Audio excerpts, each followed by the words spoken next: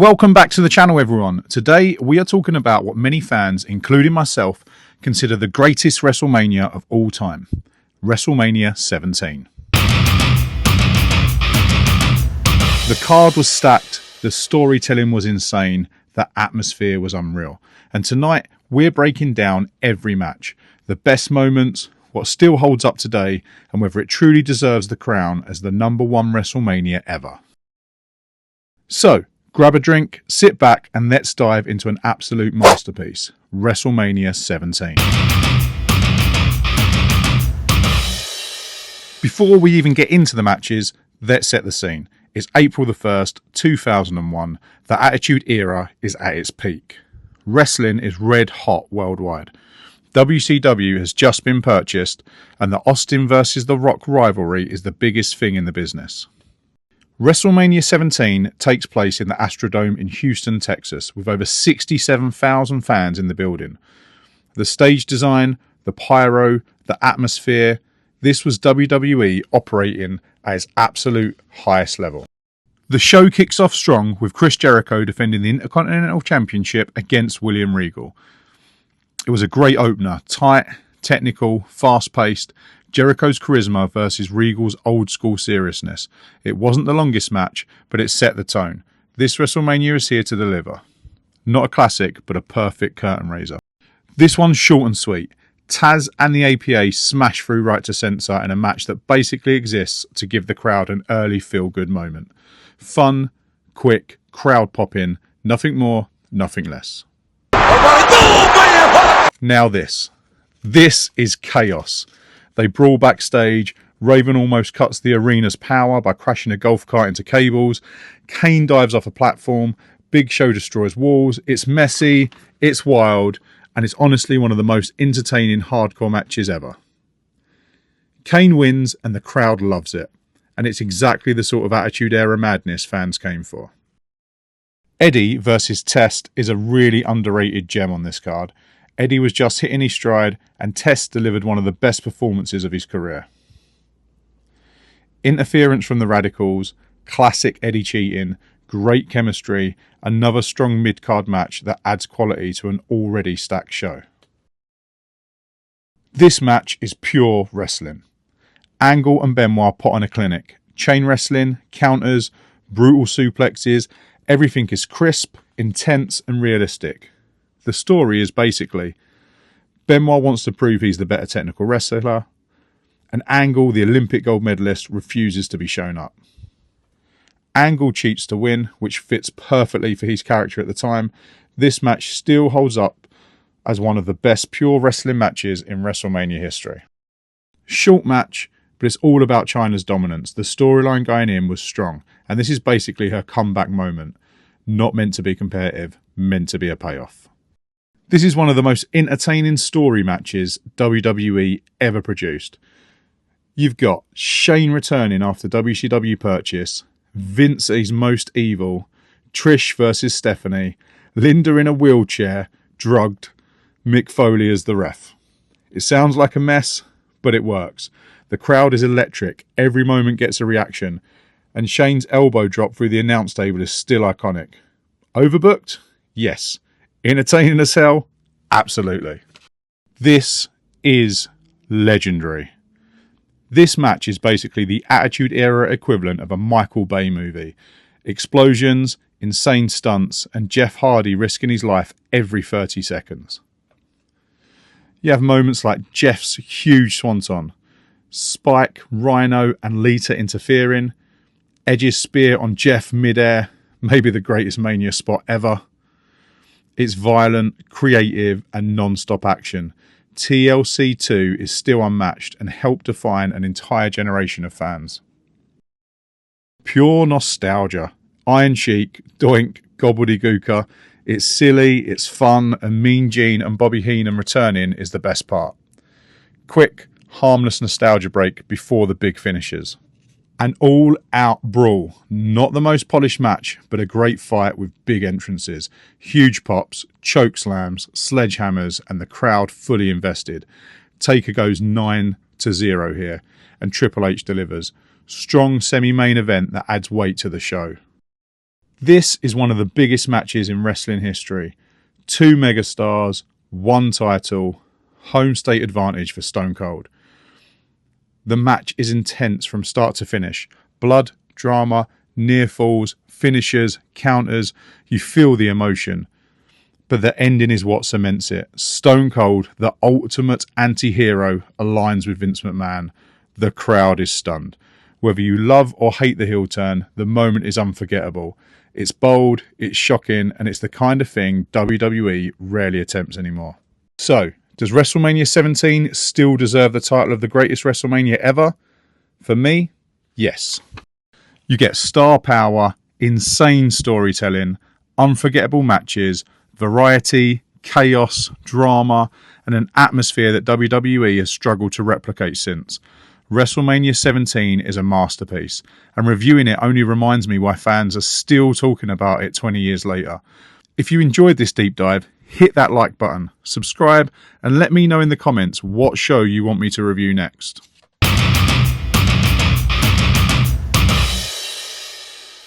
Ladies and gentlemen, welcome to what many call the single greatest Royal Rumble match in WWE history. Today, we're diving deep into the Royal Rumble 1992, the night Ric Flair walked into the WWF and proved why he calls himself the real world champion. We'll cover the storylines, the politics, the chaos, behind-the-scenes drama, and the match itself. This is your full review of the 1992 Royal Rumble. 1992 was a turbulent time for the World Wrestling Federation. Hulk Hogan's popularity was slipping. The company was dealing with scandals. New stars were emerging, and the title picture was a complete mess. In late 1991, The Undertaker shockingly defeated Hogan for the WWF Championship at Survivor Series, thanks to Ric Flair. Then at this Tuesday in Texas, Hogan won it back. But this was so much controversy that President Jack Tunney stripped the title and declared the belt vacant. For the first time ever, the Royal Rumble match would be for the WWF Championship. This instantly made the 1992 Rumble the most must-see match in the event's history. There were several huge story arcs coming into the Rumble. Ric Flair, the outsider shockwaves. He had arrived from WCW carrying the big gold belt and calling himself the real world's champion.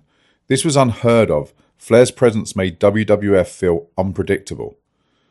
Hulk Hogan, the fallen hero. Hogan was no longer the unstoppable icon. Fans were starting to turn. The locker room politics around Hogan and Flair were at their peak. Randy Savage and Jake Roberts, a blood feud.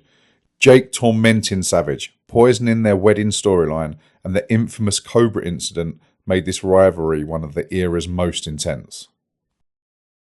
The Undertaker, the dark horse. Fresh off becoming champion, fans legitimately wondered if the dead man could recapture the title this early in his career. Sid Justice, the monster rising. Sid was enormous, protected and being heavily pushed. Tension with Hogan was already brewing. These stories set the tone for a Rumble filled with tension, twists and pure chaos. The undercard wasn't the strongest, but it played a role. The new foundation, Owen Hart and Neidhart, opened the show with a solid win. Roddy Piper defeated the Mountie to become Intercontinental Champion, Piper's first and only singles title in the WWF. The Beverly Brothers defeated the Bushwhackers. The Legion of Doom lost, but let's be honest, everyone was waiting for the Rumble. Now, let's break down this masterpiece, from entrant number 1 to number 30. It is now time for the Royal Rumble!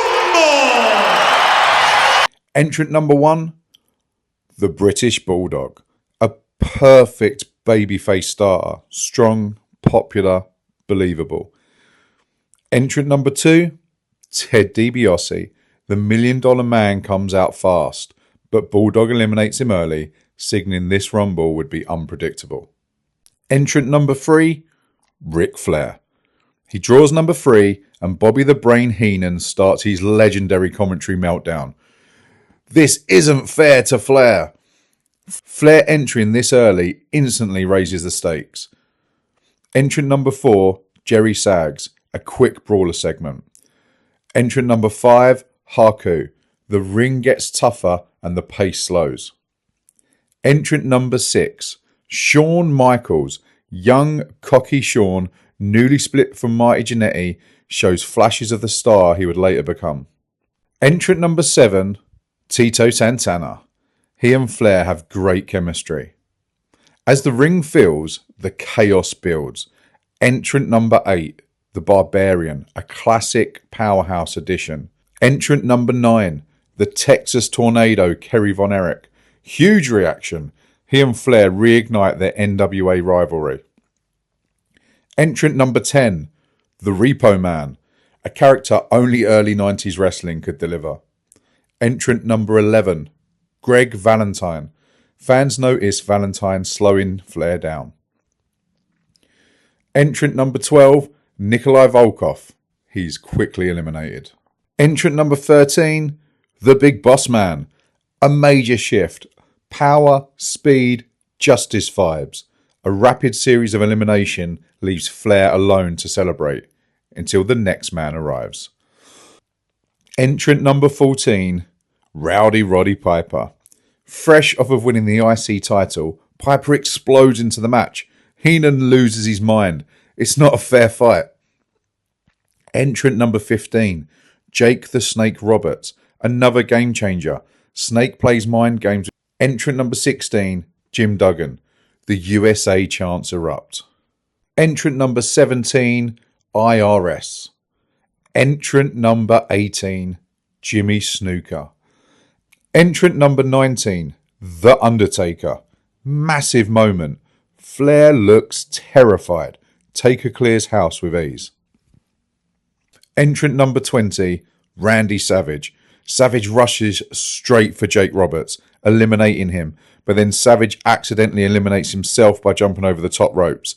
Officials let him stay, though, because the rule wasn't strict yet. Hulk Hogan. Huge pop. Hogan immediately mixes with Flair and The Undertaker. Sid Justice. The crowd roars. Sid looks like a future champion. Entrant number 30, The Warlord. Powerhouse final entrant. The final 6, we get down to Hulk Hogan, Ric Flair, Sid Justice, Randy Savage, Roddy Piper, and The Warlord. One by one, the field clears until only Hogan, Flair, and Sid remain. Sid eliminates Hogan, clean, and the crowd cheers Sid. That wasn't supposed to happen. Hogan, salty, grabs Sid's arm from the outside. Flair sneaks behind and eliminates Sid. Ric Flair wins the 1992 Royal Rumble and the WWF Championship. The crowd explodes. Heenan screams with joy as Flair cuts one of the greatest promos ever. With a tear in my eye, this is the greatest moment in my life. So what was the aftermath? The fallout was massive. Hogan was angry. The crowd cheered Sid. The planned WrestleMania main event changed. Flair proved he belonged in the WWF. Sid turned heel. Savage versus Flair became the emotional feud of WrestleMania 8. The Rumble reshaped all of 1992. Fans and wrestlers still consider this the greatest Rumble ever. The most stacked roster ever appeared. Flair's performance was legendary, almost an hour. The commentary was perfect. The stakes were the highest in Rumble history. Multiple feuds played out inside the match. The winner crowned the undisputed WWF champion. No Rumble has ever matched the storytelling of 1992. And that is the full story of the 1992 Royal Rumble, the greatest Rumble match ever told. If you enjoyed this deep dive, hit like, drop your favourite moment from the match, and subscribe for more classic WWE reviews. Thanks for watching.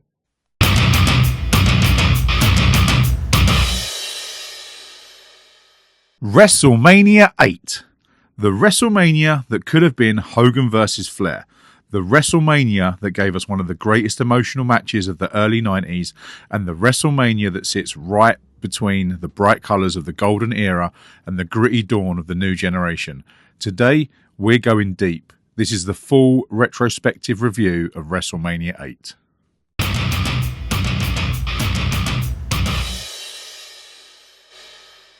Welcome back to the channel. I'm Terry from Medway Wrestle, and today we're diving into a show that is loaded with nostalgia, weird booking choices, amazing gear, an all-time classic IC match, and the main event that, depending who you ask, maybe shouldn't have been the main event.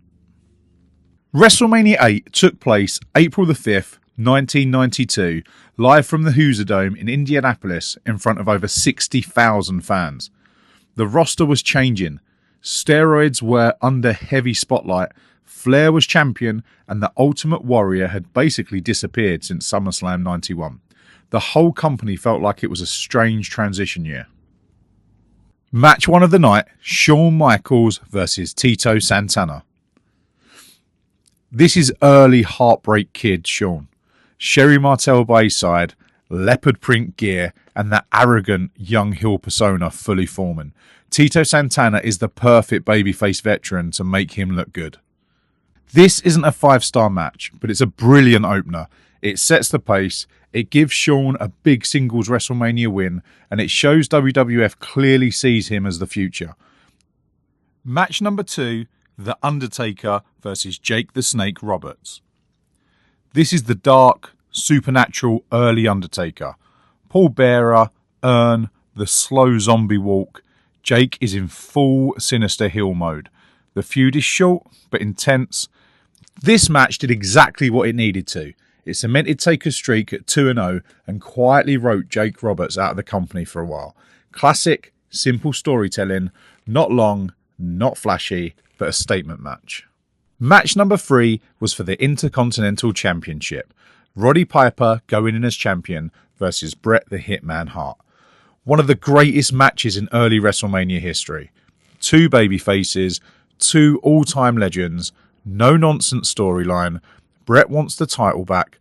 Piper is the fighting champion. They add serious emotion with Bret getting busted open in a very rare WWF blood moment at the time. Piper grabs the belt, hesitates, then puts it on Bret's shoulder and raises his hands.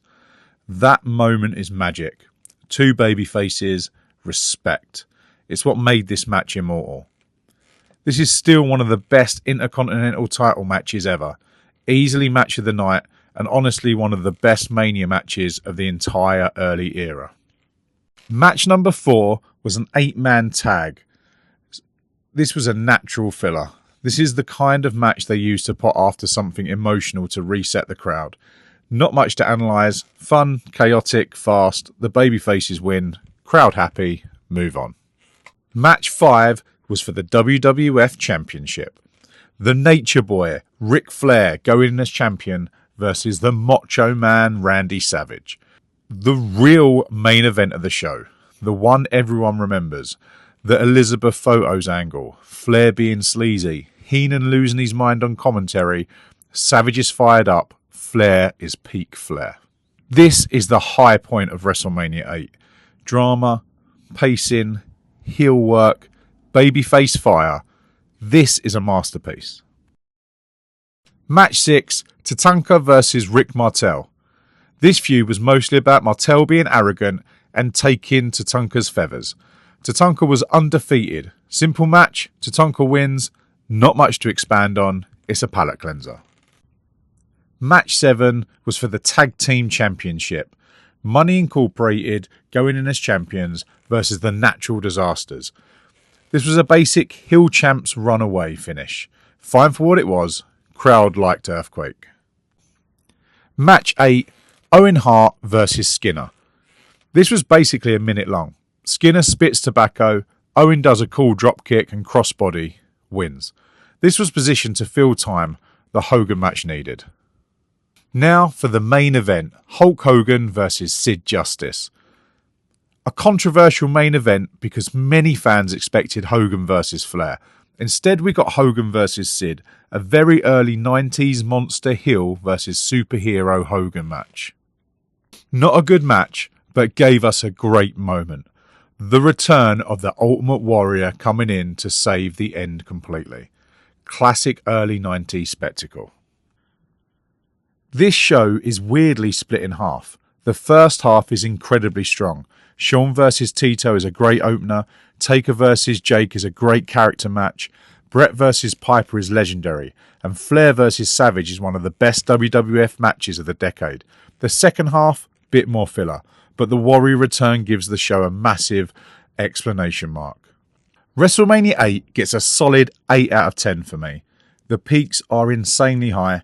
The lows are very early 90s fluff. But as a full experience, this is one of the more underrated WrestleManias. Thanks for watching the full WrestleMania 8 deep dive. If you're into figure collecting, match reviews, retro nostalgia and all things wrestling, hit that subscribe button for more. Let me know in the comments your favourite match from WrestleMania 8 and whether Hogan vs Flair should have happened.